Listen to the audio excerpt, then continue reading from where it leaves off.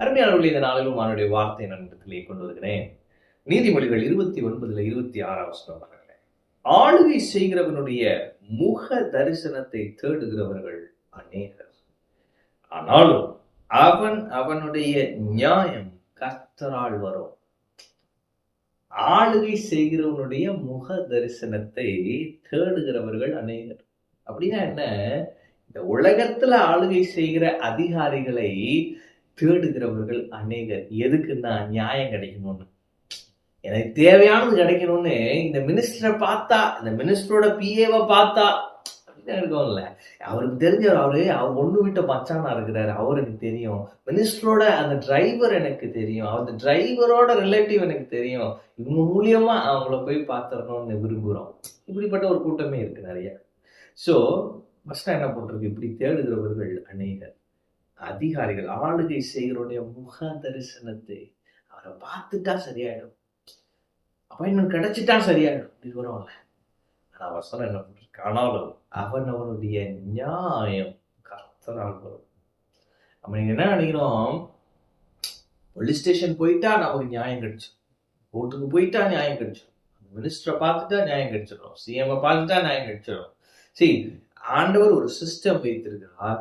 நமக்கு இவங்க எல்லாம் ரொம்ப முக்கியமானவங்க. ஏன்னா கர்த்தர் வைத்திருக்கிற அதிகாரிகள், நமக்காக நம்ம நல்வாழ்வுக்காக வைத்திருக்கிற அதிகாரிகள் தான் இவங்க. ஆனா இவங்க மேல நம்முடைய முழு நம்பிக்கை வைக்கக்கூடாது.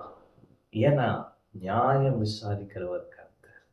அவனுடைய நியாயம் கர்த்தரால் வரும். கர்த்தர் இவர்கள் மூலமா நமக்கு நியாயம் செய்வார்.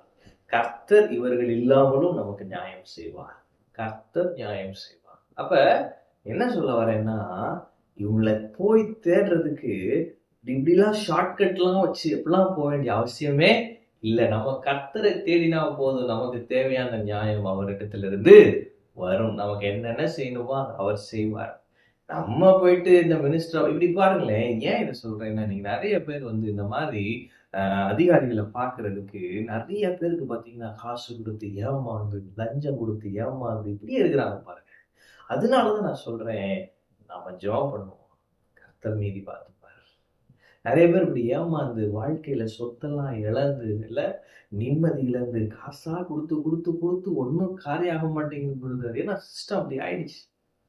அதிகாரி நல்லவரா இருப்பாரு, ஆனா அவருக்கு பின்னாடி இருக்கிறவன் பாருங்க, அவன் பூரா பார்த்தீங்கன்னா அவர்கிட்ட போகணும்னா நான் காசு வேணும், அவர்கிட்ட போனா இவன் இப்படி ஏமாத்திட்டே இருக்கிறான். நீ தான் சொல்றேன், இனி ஏமாற வேண்டாம்.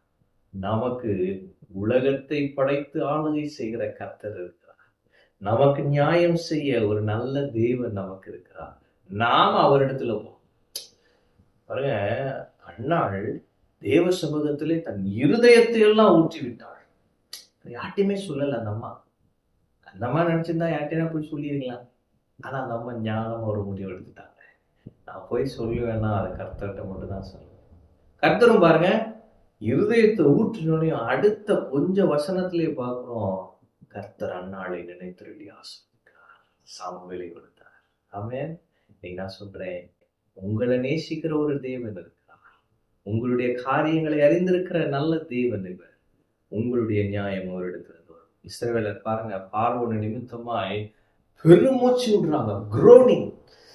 என்ன செய்யறதுன்னு தெரியல, அவங்களால ஜெபம் கூட பண்ண முடியல. அப்படி ஒரு பெருமூச்சு. என்னன்னா அவ்வளவு கொடுமை, அடிமைத்தனம். தேவன் அவர்களுடைய பெருமூச்சை கேட்டார் என்று வசனம் சொல்கிறது. கர்த்தர் அவர்களுக்கு நியாயம் செய்தார். ஒரு மோசேவை கொடு. ஆமென். இன்னைக்கு நான் சொல்றேன், நீங்க யாரையும் தேடி போக வேண்டாம், நீங்க கர்த்தரை தேடுங்க. கர்த்தர் இடத்துல உங்களுடைய காரியங்களை சொல்லுங்க, கர்த்தர் பார்த்து கொள்வார். அதிகாரிகளின் கண்களிலே தயவு கிடைக்க செய்வார். அதிகாரிகளின் கண்களில் தயை கிடைக்க செய்து உங்களுக்கு தேவையான நியாயத்தை அவர் தேடி தருவார். நீங்க யார்கிட்டையும் ஏமாற வேண்டாம், ஷார்ட்கட்ல போக வேண்டாம், அவரை போய் பார்க்க வேண்டாம், யாரையும் பார்க்க வேண்டாம். நீங்க கர்த்தரை நோக்கிடுங்க. அவர் உங்களை போதித்து நடத்துவார். என்ன செய்யணும்ன்றத ஆவியானவர் சொல்லுவார். அவர் உங்களுக்கு என்ன சொல்லுகிறாரோ அதன்படி செய்யுங்கள். கர்த்தர் நியாயம் செய்வார். ஆமென். கர்த்தர் இருக்கிறார். கர்த்தரை ஆசீர்வதிப்பார்.